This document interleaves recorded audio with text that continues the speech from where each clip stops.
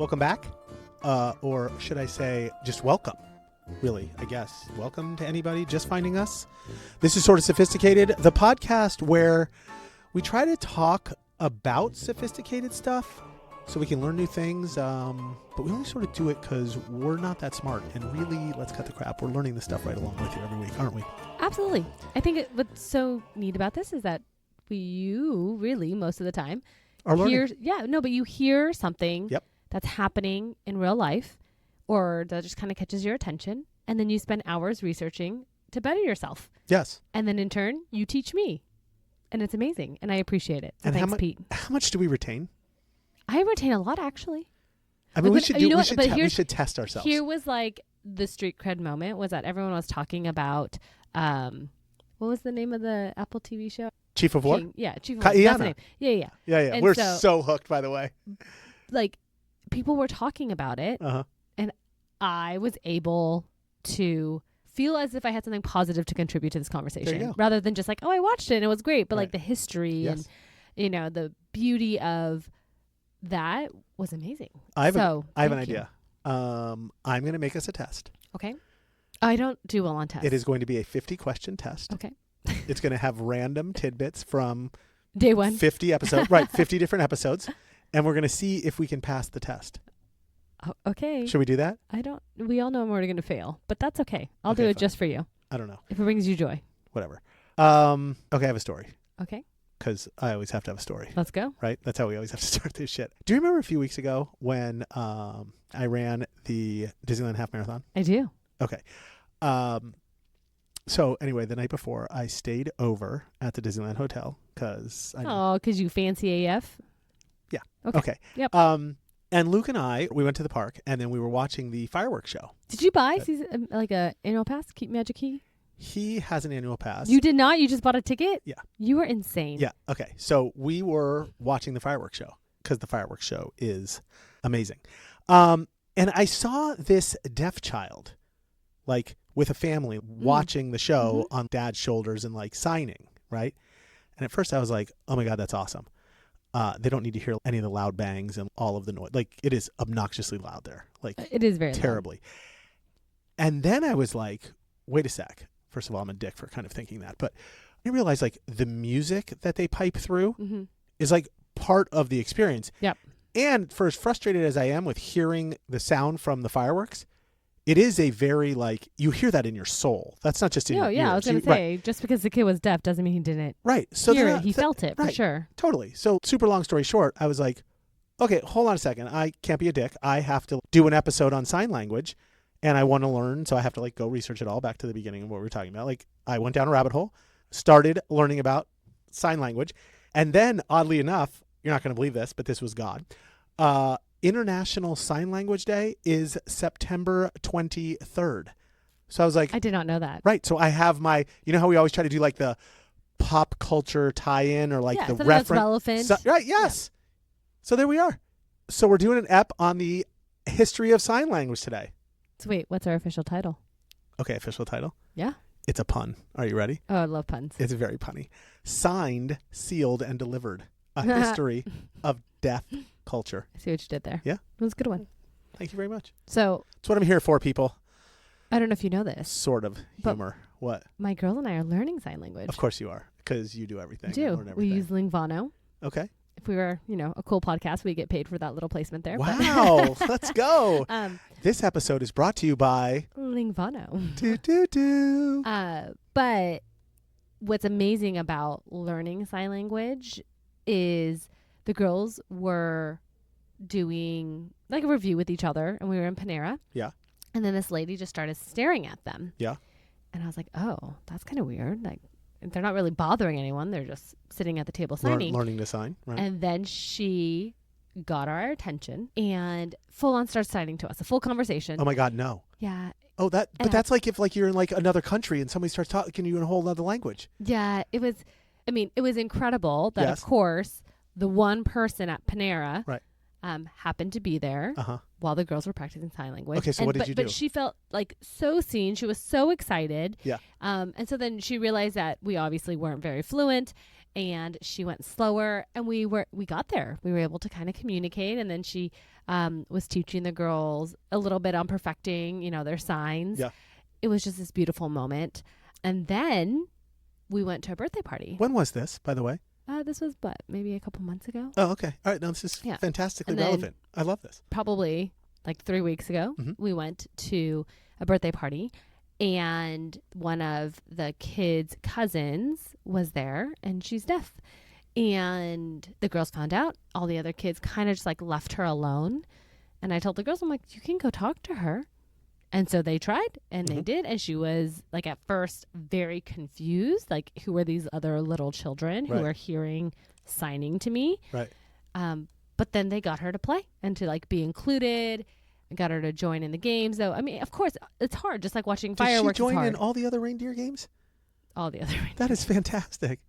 Wow. Look at that. So, it's something that I think we don't think about a lot, right? Yes. Of other non-hearing people in the world. When I did this episode, you will absolutely see strewn throughout this whole thing when I was researching, it's about being seen. It's not sign language. It's a culture. So it's one thing to sign. It's another thing to embrace and understand their identity and their culture. Yeah. That it's like the whole. It was like I was mind blowing. I was like, really, I felt this big again. Yeah. Like it's a whole nother as always level when you learn something that we don't. Your girls are amazing. You're a good mom. I think it's awesome that you do stuff like this, and you only get one chance to do stuff. And like I think as a dad, I think I did pretty good. Don't get me wrong. Like I give myself high marks. Absolutely. But like you're awesome. Oh, well, job well done. Thanks. For sure. All right. So are you ready to take us down the rabbit hole? Let's go. I'm ready. I mean, I think we kind of already hinted at it. You know what we should do? What? We should down do the an rabbit hole? Yes, on Alice in Wonderland. Oh, that'd be a good one. Isn't that just so weird? Like that's an everyday language. Everybody says it. Take us down the rabbit hole. Went down the rabbit hole. Everybody knows. Yeah. Yeah. I'm sorry. What rabbit hole are we going down today? We are going down Signed, Sealed, and Delivered, a history of deaf culture. I think we did kind of already answer how learning about sign language makes us more cultured and curious. But I'm sure you have that answer all nice with a little bow on it. Want to enlighten us? I do because I ChatGPT'd it, if that's okay. Because that was hard and I didn't want to screw it up or anything. Are we ready? Let's go. So officially, ChatGPT says, learning about sign language makes you more cultured because it opens a window into an entire community with its own rich history, art, and traditions that most hearing people overlook, like we were just talking about. It challenges the idea that communication is only sound, broadening your understanding of human connection. Plus, knowing even a little ASL shows respect for a global culture that's been shaping language and activism for centuries, just like you in Panera, right? It shows a respect for, absolutely. Yes. Makes people feel seen. It does. Absolutely. All right. Did you also ChatGPT a word of the day? I don't ChatGPT. I know. Words I just of the give day. you a hard time. Why do you do that to me? I have. Because it gets your panties in a bunch I'm so ready to quickly. Go. I don't want people knowing I'm wearing panties. Okay. It's very. Go ahead. That's a thing that I told you one time, and you've used it against me. Okay. So what is this great word that you picked? Okay. Are we ready? Yes. The great word is mellifluous. Mellifluous? Did this come from the definition of maleficent? Or not definition, from the derivative of? We had one like that before. Well, I forgot what it was, though. Now I want to know. It wasn't malicious. Mellifluous. Mellifluous. Okay. Mellifluous means sweet-sounding, smooth, and pleasant to hear, often used to describe voices, music, or speech. Okay, so for example, the singer's mellifluous voice made the entire audience fall silent in awe. I feel like you picked this word just for jokes. I did not. But okay. Okay. From the Latin, mel. Do you know what mel is? Latin mel? Honey. Okay. Go figure. I didn't know that. Yeah. And fluere, to flow. Fluere, to flow. Literally meaning flowing with honey. Oh my God. You are so mellifluous. It entered English in the 15th century, keeping its poetic sense of something beautifully smooth and pleasing. Interesting. Mellifluous. Okay. Mellifluous. It sounds like syphilis. Snuffleupagus. No, it sounds like syphilis. All right. Anyways. No, not even close. Syphilis is not very different. Beautifully smooth and pleasing. Okay. Right? Well, we're just going to move on from syphilis. Yeah. Although, so no more talk about syphilis. Okay, but I'm thinking like flowing with honey. No more syphilis. Syphilis. There's pus. We are starting now. Like we're done. All done. Okay. All right. done. Okay, fine. Okay. All right. Let's start with how did sign language start? How did sign language start? I mean, clearly, I think we all can make assumptions, but there is a history there. There is. Okay, fun fact. It didn't start like 40 years ago when people think it did. It goes like really far. Do people really think it started only 40 years ago? I think so. And quite frankly, I don't even think that's a fun fact. So I think that's just me sort of saying like, hey, it started a lot longer ago than people think. We just didn't care enough about it to notice it. Like really. I'm going to timeline it like I always do. Is that good? Yeah. Is that the easiest way to start? Yep. Okay. So it all started in, drum roll please, ancient Greece. Like everything does. Thank you very much. It does. So like 4th or 5th century BC, like long time ago. This is Plato. Okay, you remember Plato? Yeah, it's like OG time. Plato, Aristotle, Socrates, everything goes back to these guys, right? Toga guy, philosophy beard. They had their hand in everything. I swear to God they did. It's like every episode we do something on like one of these guys, don't we? It's starting to feel like... we could go back to just believing in their educational system. But anyways, moving on. Wow, okay. So Plato writes something called Cratylus, which was basically like arguing over like whether words mean anything by their very nature or if we all just agreed to call like a chair because why not? It sounded good. And that if we never agreed to all this in the first place and never given the gift of speech, we'd probably talk with our hands anyway, which, let's be honest, is kind of obvious. But the reason I'm bringing this up is because Cratylus is probably the earliest written evidence we have to the idea that gestures could have actually been a full-on language, not just like me flipping someone off while I'm driving. You get the idea. Yeah. Okay. You're saying he's way ahead of his time. Totally. And wasn't necessarily just for non-hearing people. No. Correctamundo. All right. So now we're jumping ahead, like I always do. But like, I'm jumping far ahead, like 1,000 years or so. Okay. Because nothing really happened in between there. Yeah. Okay. Medieval Europe.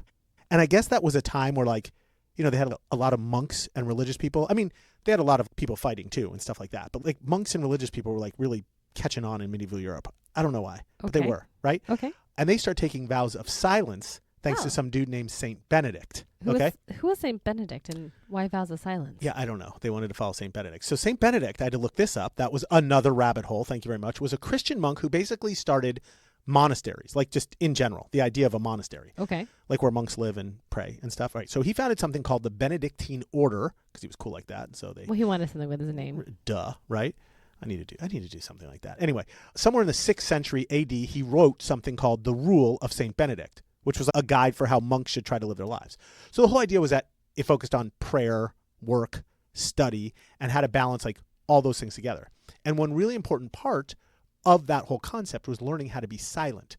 So the idea was that the monks should refrain from speech, especially just like chatting to chat, which I would die if I had to do that, right? Because the idea was silence helped create a space for God's voice. I mean, you would die. I totally would die. I know that. Okay. I try to avoid that because I'm afraid God's going to smite me, right? This is a problem. We know this. High anxiety. I got a problem. I don't know what's going on. Okay. We'll talk about that later on the therapy couch. Okay.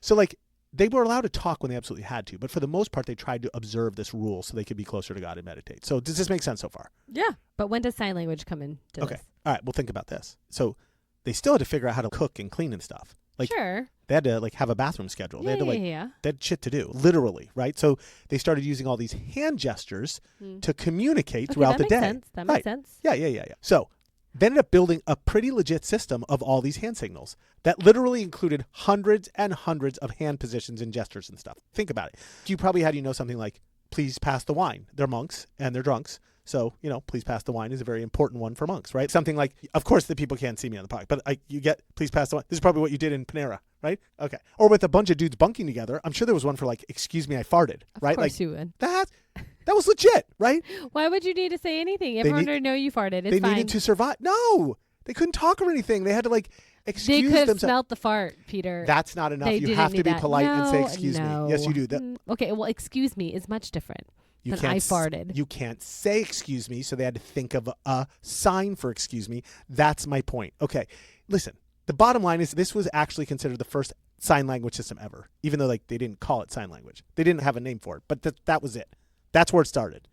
Okay, got it. So we started medieval Europe. Yes, right? Go monks. How many of them were there? 9? Oh, okay. I have no idea. There were monks everywhere, right? So I know, but that's what I'm trying to figure out. Like, it started obviously at one place. Yes. Did it then filtrate through the whole monk system? Oh, we're going to get there. Okay. Oh, we're going to get there. Because, let's be honest. In medieval Europe, what was there to do? You were either a monk or you were a jouster guy. Okay. Like, you were a warrior or a monk, right? And wore a lot of armor and tried to, lay the ladies. Or you couldn't do that And you were a monk. Okay. And you were a monk. That's basically what happened. That's how they decided. That was all of medieval Europe. History lesson over. That was a sort of sophisticated version of medieval Europe. Anyway, enough of medieval Europe. We're switching gears, people. Okay, so around the same time, but halfway across the Atlantic, I don't know if it's halfway across the Atlantic. Wouldn't it just be across the Atlantic? I think it would be across the Atlantic. Okay. Here in North America, indigenous nations were developing their own sign systems separate from the monks. Okay. You got to remember, all these different tribes didn't speak the same language in America. Well, it wasn't America then. You get the idea. So in order for them to trade and stuff and share info, also probably not kill each other. Who are we kidding, right? Because they all there were some tribes that liked each other and some tribes that didn't like each other. They ended up building a similar but different system of hand signals to communicate and connect. I mean, that's wild. And if you think about it, kind of mind-blowing that really between different nations, they were able to communicate and figure it all out. I know. I think it just shows people are resourceful, man. Well, because this is life and death back then, right? It's true. Yeah. I know. Absolutely. Okay. Indigenous people were ahead of their time too. All these people were ahead of their time. The problem is we're just not ahead of our time. They were all ahead of their time. No, I just think we have AI and we're lazy now, but that's beside the point. Yes, we got lazier. Yeah. So if I'm tracking, we got Plato. Got Plato. Hey, I got an idea. Gestures or language people. Then the monks in medieval Europe started inventing a whole hand vocabulary system that was amongst the monks. And then over in America. Did you just say amongst the monks? That was excellent. Monks. That was hysterical. Oh. You're not even laughing at your own joke. Did you not mean that as a joke? Is that a joke? That was excellent. Amongst the monks. That was kind of funny. That was alliteration. It was funny. Oh. Yeah. Yay me. Yeah, right? Totally. I think the monks came up with a few original OG hand gestures, if you know what I mean. A bunch of dudes living together with no women. Stop it. Can you imagine some of the actual hand gestures that they had to use? Focus. With their Remember right when we hand talked earlier today about your ADD? Maybe twice a day, every Here day. We for go. Okay. Here we go. Okay. Sorry. Okay. Continue to sum for me, please. So we're amongst the monks. Just totally derailed in medieval Europe. And then we moved over to America. Well, it wasn't America, but yes. Yes, with all the indigenous people. Correct. And they created their own communication through hand gestures in order to communicate with other tribes. Yes. And Absolutely. then now we're basically saying sign language isn't really a modern invention. It is not. And it's been around for a really long time. And it's partly in a lot of our DNA.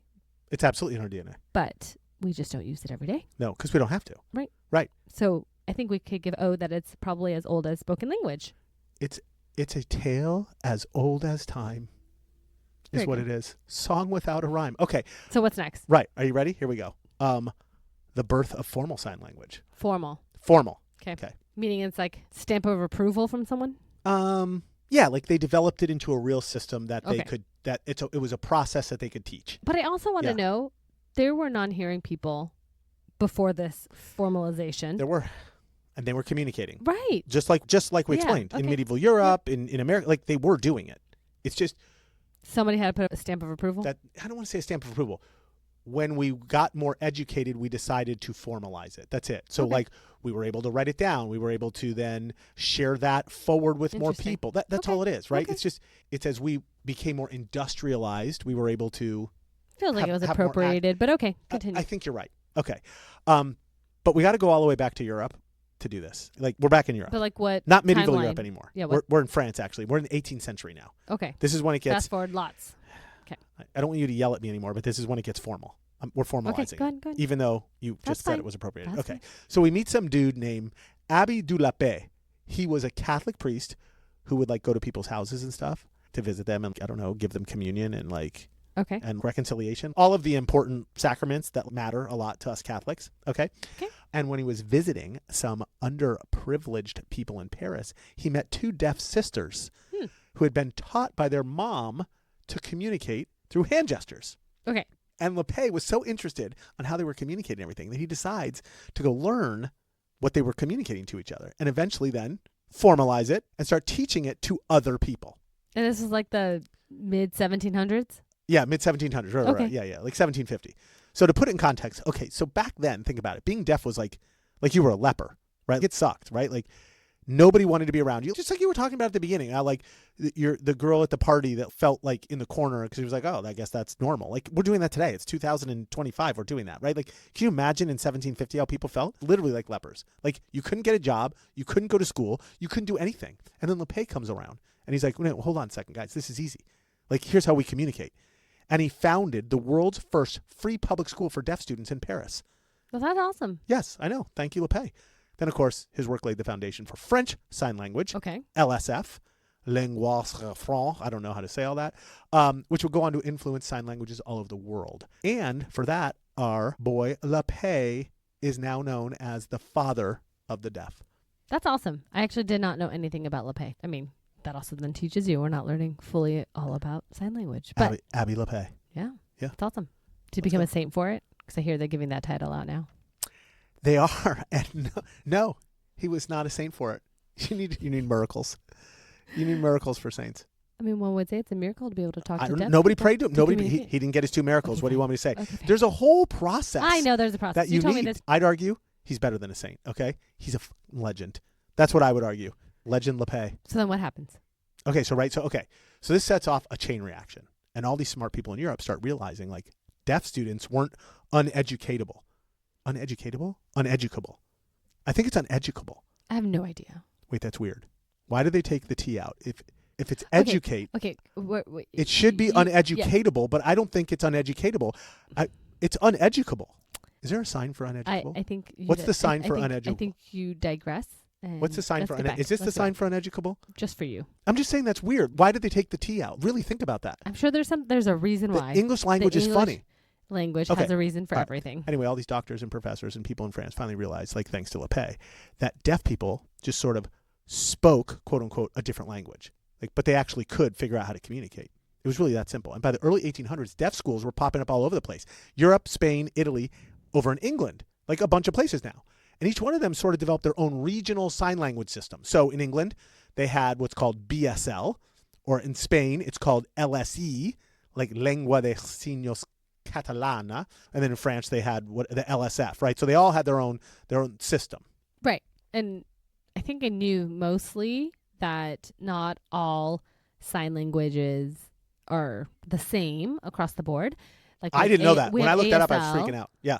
But I don't know if I realized that there was that many different ones. Yeah, I think you just mentioned that there was like 3 other ones, and I thought there was only like 1 or 2. Okay, I have a fun fact about that that's going to blow your mind. Okay, later. okay, then we'll wait. Absolutely. But your point is, like, we have English, and like in France they have French, and in the Netherlands they have Dutch. Right. Like, yes, it's literally the same thing with sign language. Yes. Sure. But like even then, a lot of our things like at the root of it come back to Latin, which means that we could, in theory, get there a little bit. Yeah. Is that the same with all the different sign language variations? I don't know because I don't know. Like, ask your Fair. girls; they would know better. Okay. Okay. Remember that fun fact I was telling you about? Yes. Can I just tell you the fun Yes, fact now, you can. please? Because I don't want to wait till the end. Yes, Because I have thank enough you. fun facts. Okay. You want to guess how many different ones there are? I don't know. I just said I thought there was like 3 major ones. 300. Oh my gosh. 300. There's 300. Yeah.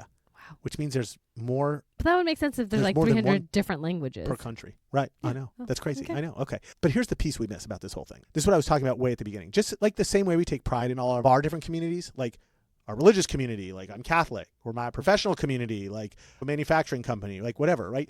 It's the same thing for deaf communities. It's not just language.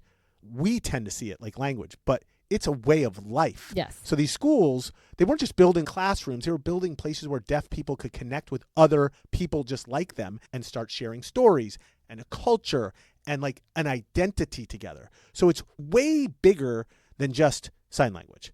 Absolutely. It's a whole population of people It is. that has a cultural identity that we don't acknowledge or know about. I certainly didn't do a good job at acknowledging. Yep. And here we are trying to figure out how to do that. And that's Just why paying there's a little attention. International Sign Language Day. And that's why we're trying to do right. Absolutely. You are correct. Okay, so then when did we develop then ASL? Because I would assume that was developed at a different time than when it was in France. Okay. Yes. A little bit later it came along. Right. And actually, I thought when I was looking all this up that it would come from the Native Americans. Okay. Like, Yeah. or the indigenous I think people. we talked about that. Yeah. But it didn't. It did come from Europe. Oh, okay. So check this out. Sort of kind of a similar story to like LePay. So in 1817, around the same time that sign language is taking off in Europe now, remember because it started in the 1750s. Yes. So what is that, 75 years later? I don't know exactly. An American named Thomas Hopkins Gallaudet, who also happened to be a minister from Connecticut, decided he wanted to help a little girl named Alice Cogswell, who of course was deaf. And he'd already figured out that deaf kids in America had basically no way of getting an education. So we're behind over here. Okay. So he jumps on a boat and goes over to Europe to see what he can find out. And he ends up in Paris because, of course, that's what you do in 1817. You land in Europe. You go to Paris, right? There's nowhere else to go. It's Paris. And he meets Abby Sicard, who was like the protege of Abby de la Paix, who we're talking about. So like next man down. Yeah.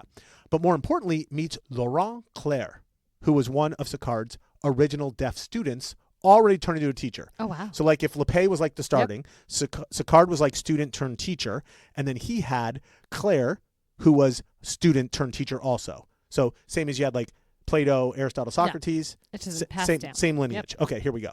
So Claire and Gallaudet start hanging out, and basically Claire decides he's going to move to America with Gallaudet. So he has a chance to build schools somewhere like from the ground up and start helping more people who never had access before. So for a while in Europe, he was like under the tutelage of Sicard, but he was like, you know what, I want to go do this myself. I'm going with you, Gallaudet. Let's go to America and do it. So then Gallaudet took him back. Took him as a teacher straight to the Americas. Brought him back, right back to America. Absolutely, yeah. So together, they founded something called the American School for the Deaf in Hartford, Connecticut. And that is officially where sign language began in America, ASL, in whatever it was, 1817, 1820. Yeah, somewhere around there. Make sense? Yeah, totally makes sense. Fun fact. You ready for a fun fact? Fun fact. Okay. So ASL wasn't just French Sign Language like copy and pasted.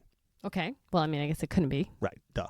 So when Claire started teaching in Hartford, he ended up blending French Sign Language that he knew with all the American signs already being used by deaf communities in the United States as he was like learning all about this, including something very interesting called Martha's Vineyard Sign Language. I don't know if I knew that Martha's Vineyard had their own sign language. Already developed. Interesting. In Why? this little place. Yeah. So are you ready for this one? Okay. This might be This is real random. This might be the best fun fact of all fun facts. Okay. So for like 200 years, they already had this. Check this out. When the English settlers came over to like settle in the colonies, right? They had this recessive gene come with them.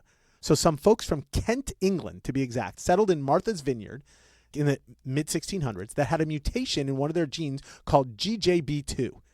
And after living there for 200 years, by the 1800s, the time Claire shows up, about 1 in 25 people on Martha's Vineyard were deaf, compared to 1 in 1,000 all around the rest of the United States. So the coolest part about this whole thing is that since it was there for so long, everyone on the island was signing already, hearing and deaf. It didn't matter if they were hearing or deaf because so many people in the community were deaf. So Martha's Vineyard Sign Language wasn't like special education. That was just daily life. That was just how they were living. So people were like truly bilingual, and deafness was not a disability in this really little town back in the 1600s. So it's like, it's crazy, right? That's amazing. Right. And I love that that's interwoven in today's ASL. Right. So he takes some of French, some of what folks have been putting together just in communities to survive in America, and this Martha Vineyard, let's call it dialect, puts it all together and makes ASL. Amazing. Yeah. It's insane. By the time he died in 1869, he had taught thousands of children sign language and is now celebrated as the apostle of the deaf in America, having personally shaped deaf culture and language forever. Thank you, Laurent Claire. I mean, yes. Amen. Right? I mean, it's amazing that somebody recognized that and brought it in order to have access and ability. People are so cool. People want to do grand, big things. I love it. I want to do something grand and big. And the only grand, big thing I do is leave something in the toilet every morning. I mean, it's terrible. I need to do something a little more grand than that, right? I mean, if only everyone in the world had that ambition. Right. Just to leave the world a little bit better than we arrived in it. Okay, let's work on it. Okay, so then from there, did it expand like everywhere else? Yeah, no, not exactly. I thought it would have too. No, it didn't. So things like were going just fine for a while until the late 1800s. And then this new movement pops up called Oralism that gained like a lot of traction, right? Oh. Yeah. Do we know what Oralism is? I mean, I think it could be taken many different ways, so I'm just going to let you explain it. Okay, so Oralism is when two people choose to engage in consent. No. Okay. Well, that could be considered oralism. When I paused and was like, we could have multiple definitions. Yes. I knew where you were going. It was awful. Worse than I expected. Anyways. Okay. So I was saying oralism was the term given to the movement to try to ban sign language in school and start to force deaf students to learn to lip read and speak. Ugh. And fun fact, Alexander Graham Bell, the inventor of the telephone, Alexander Graham Bell, right, was one of the biggest advocates at the time.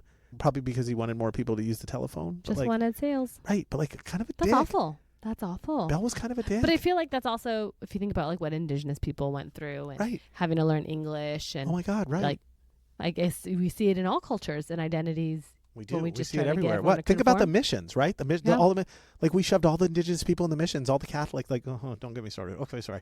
Okay, so then I guess for like almost a century, Amanda, sign language education was suppressed, and deaf students couldn't find any place to learn except back at that school for the deaf in Hartford, Connecticut. Like, it was really a big That's deal. awful. For like 100 years. A century's know. a long time. But that Normally, makes sense then yeah. as to why people think that it only started about 40 Right. years ago or Right. whatever. Which is like, when you think about it, it is so sad. Because like normally when we go through history, it's like it builds, it builds, it builds, it builds. It's like, it gets better. awesome. Yeah, yeah. In this case, literally it went backwards for 100 years. I mean, but there are cases of that in different cultures. No, you are that right. Okay, this is one prominent case that sucks. Yes. Okay, so it takes to like somewhere around the 1950s.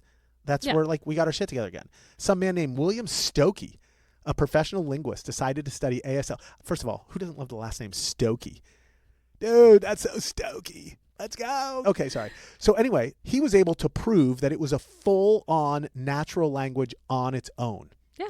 With its own grammar, structure, and everything. Not just English spelled out in your hands. He argued ASL wasn't just English light. Okay? It was a complete language, syntax, humor, slang, culture. Remember at the beginning, Yeah. culture? Right.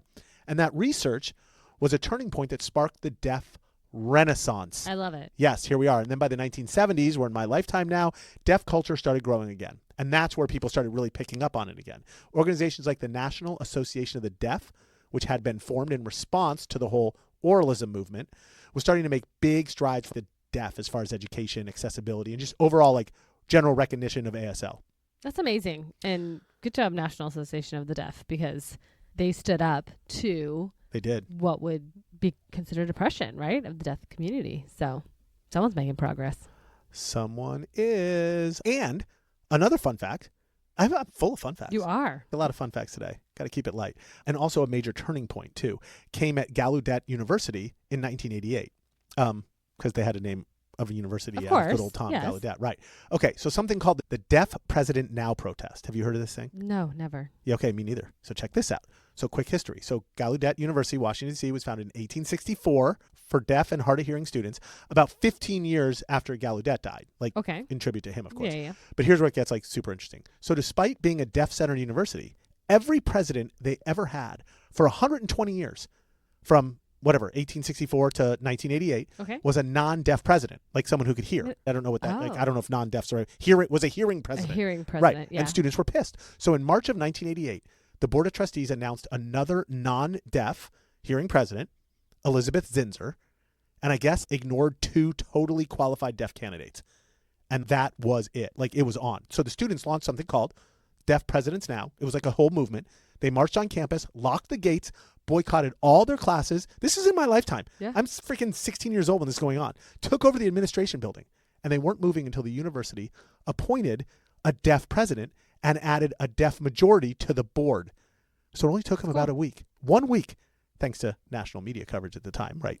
I don't even remember this. I was making out with my girlfriend in high school. You know what I was doing? I was getting oralism with my girlfriend in high school. Okay, but anyway, the newly appointed president resigned. That Elizabeth Zinser. Why do you always shake your head at me? It's always back to one or two things. Anyways, it is. You were such a boy. Okay, sorry. I know, but that's my point. I was a boy. Okay, so anyway, Elizabeth Zinser, she resigns, and the Good, board appointed Irving King Jordan as Gallaudet's first deaf president. Massive movement for deaf pride. It's amazing. And it's like, people don't even recognize what a big civil rights movement that was. It was. And it really was. Like for language and for identity. And that's amazing. I like the way you just looked at that. That's absolutely what it was. That's so weird how like history sort of decides what we call things. But it was a massive civil rights movement. You're right. And then, of course, now, like because of that and more national attention, ASL is now starting to influence pop culture. Because have you heard of Switched at Birth? Yeah, My we daughter watched watches. it. Yes. Yeah. Okay. Yeah. Right. Movies like Coda, that was Academy Award Yeah. winner. Coda, right? Influencers on TikTok are bringing ASL to literally millions of people. As of 2025, Amanda, ASL is now the third most studied language in the United States after Spanish and French. Didn't know that. Thank you very much. Your daughters are learning it. Very cool. I think it's excellent. It is excellent. I mean, it went from being banned in schools to now being TikTok famous and I guess giving a whole movement. So It is a whole movement. I like it. Okay, so we're celebrating National Sign Language Day. Is there anything that goes like special with that day, or is it just a day that we're supposed to stop, pause, and ask Reflect. questions? Yeah. Yeah, okay. So I'm going to correct you because we're sort of sophisticated here. So actually, it's not National Sign Language Day. We have 2 days. So National Sign Language Day is the American version. That's for ASL. Okay. That's celebrated on April 15th every year. okay, and recognizes the anniversary of the American School of the Deaf that was opened in 1817 in Connecticut. That's what we talked about earlier? Yes. The school that Gaudette and Claire put together. Okay. International Sign Language Day. Oh, it's International. Yes, International Sign Language Day. Okay. That one is celebrated on September 23rd. That's the one that's coming up. That's the whole reason for the episode. And it only started 8 years ago in 2017 by the United Nations and actually marks the founding of the World Federation of the Deaf. They were the ones that stopped the whole Oralism movement back in 1951. So it celebrates everything about deaf culture worldwide.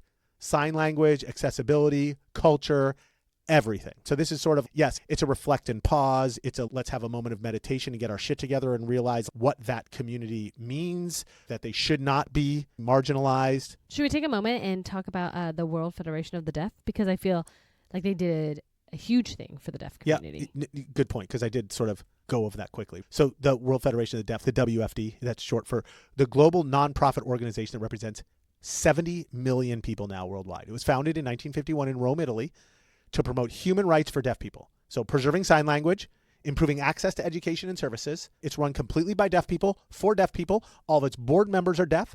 It has members in 130 countries through national deaf associations. And since the WFD works so closely with the United Nations on policies around accessibility, rights in sign language and recognition, it's the reason we have International Sign Language Day in the first place. So basically it's a massive advocacy group. The best advocacy group. Yes, ever. The deaf community. Yes. That's amazing. I didn't even, and the thing is like when I start okay, back to sort of sophisticated, the whole premise of what we're doing, right? I'm at Disneyland, being a douchebag, watching the fireworks, looking over at a deaf person and wondering to myself, I wish I was deaf so I didn't have to hear the fireworks. And I was like, wait a second, I'm a dick and I need to learn about deaf people. Yeah. WTF, right? And we also learned about oralism, which I also think is cool, right? I didn't even know that existed. Stop looking at me like that. I hate you. Well, now that you're off your soapbox for a hot second. Right. Do you have any more fun facts? No, dude. You want to do? Are we ready for fun facts? Yeah. Oh shit. I think we did our history. We learned all about it. 20 fun facts wasn't enough. You need more fun facts? All right. Well, if those were the ones that you had, I figured you have some good ones in the back pocket. I always have extra fun facts ready to go. You ready? Yep. Okay, number 1. Marlee Matlin. Do you know Marlee Matlin? No. No? Mm-mm. She was on Seinfeld. She was one of his girlfriends for a show. That's not even why she was famous, but I shouldn't even say that. That was so embarrassing that's how I know Marlee Matlin. She was the famous deaf actress who won an Oscar for Children of a Lesser God in 1987. Oh. Get this. That's awesome. She was only 21 years old when she won, making her not only the first deaf actor to win Best Actress, but still to this date, the youngest actress. Oh, that's amazing. To ever win. Oh, I love that. Best Actress. I love that so much. I'm surprised you don't know. Yeah, she went on to a massive, massive famous career. Very cool. Yeah. Number 2, did you know there's something called ASL poetry? ASL poetry? I did not even know that was a thing. Okay. Yes, ASL poetry. So I guess instead of rhymes, and meter and poetry stuff that I don't even know, like what I'm talking about, right? Haikus. The poets use hand shapes and facial expressions to create their rhythm and their imagery. Oh, is that also tied with when there are translators for music? Because the music signs are not necessarily always the actual word sign, but it's so that way it flows better. Okay, I'm so uneducated here. I'm going to say you're absolutely right. I don't know. We got to look that stuff up. We do. You know what that is? You know what all this is? I believe this is mellifluous. I believe it is. Sweet flowing goodness. I think it is. There we go. All right, number 3, baseball hand signals. You know baseball hand signals, right? Yeah. Okay. Yeah. Who doesn't know baseball? Right. Okay. Bet you didn't know they were introduced by a deaf player named William. Check out his middle name. William Dummy Hoy. They called him William Dummy Hoy because he was deaf. I guess that's what they could do back in the late 1800s. Okay. Yeah. So he couldn't hear the umpire. So his teammates started using hand signals to explain things to him. And the rest is history. Now they do all that crazy shit. Right. Yeah, absolutely. There you go. Thank you, William Hoy. We don't need to use his middle name. And finally, deaf people sometimes have what they call a unique sign name. They do. I did know this one. Oh, I did not know this one. Mm-hmm. Oh, so I thought, I always wondered about this. So instead of finger spelling their name every time, you get a nickname in sign form. Yeah. Often based on your personality or physical feature or something, you do. right? Yeah. Do you know what yours is? What? No. My middle finger. No. Yes, it is. You're what? so dumb. What? You're just a child. Did you just call me a dummy? I did. And not because it's your middle name. That is so terrible. You're just awful. That's all I got. I only had a few fun facts because I used you're them all 15. earlier. Okay. I know it is, but Amanda, you've known me now like for 15 years. What do you want me to say? What do you expect? You were the same Peter you were then. Right, we're not changing today. anything. I'm doing my best to get sophisticated here, but I can't get out. Some of this shit's We're stuck. We're just trying. Yes, it's stuck in here. All right, fine. Okay, so are you going to go ahead and give us the big takeaways for the episode? So that way anybody who has listened or just want the Cliff Notes version can. Yes. So that way when it is September 23rd, they'll be able to lay down some knowledge. All right, let's do some call outs. I got some pretty cool ones. So no excuses. Here we go. First, let's learn a few signs, just like your daughters. Like they already know thank you, probably nice to meet you. They probably know 10 more than that. I don't know any of these, right? They probably know way more than that. ASL's pretty easy to pick up in little bits. Not like all at one time, don't freak out, right? YouTube has tons of stuff for self-teaching. What do your daughters use? Lingvano. Or just follow deaf creators on Instagram or TikTok. I don't know, but like Lingvano. Okay. Second, go check out a deaf storyteller or poet that we were just like talking about. Performing That'd be ASL. awesome. Right. Yeah. It's mind-blowing to watch language come alive visually, or like the music thing that you were talking about. I think it would give us like a better appreciation for how expressive sign language really is, like for sure. It's not just your hands. It's actually your face everything. And everything, your body. It's a lot. I feel like I would be excellent at signing. I have to learn signing. I do a lot of physical things. Can your daughter start teaching me, please? Sure. Okay. And then just remember these bullet points to feel, well, I guess, sort of sophisticated, right? So here we go. Sign language is ancient, people. Ancient, like old AF. It didn't start in classrooms 50 years ago. Humans have been using gestures to communicate for thousands of years. Plato even wrote about it. Native nations had their own sign systems way before European settlers even arrived in America. 2, ASL is not English in your hands. It's its own full language with grammar, slang, humor, and culture behind it. I think that's like the one thing that, like, if you could take away anything, like that's what to take away. And remember, it's closer to French Sign Language than British Sign Language because of its French roots. Just like the reason why we drive on the right side of the road instead of the left side of the road. Look at that. Thank you, Napoleon. Look at you just adding all that in. 3, Martha's Vineyard was once bilingual. In the 1800s, so many people there were deaf that everyone signed, hearing people and deaf people.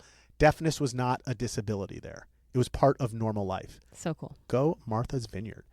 4, deaf activism shaped history. The Deaf Presidents Now protest in 1988 at Gallaudet University was a major civil rights movement that changed representation for deaf people worldwide. And thank God it did.